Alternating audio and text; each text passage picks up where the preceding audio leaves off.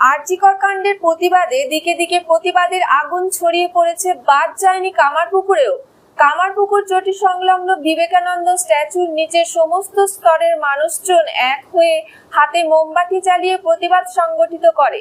তাদের একটাই দাবি, দোষীদের খুঁজে বের করে চরম থেকে চরমতম শাস্তি প্রদান করা হোক।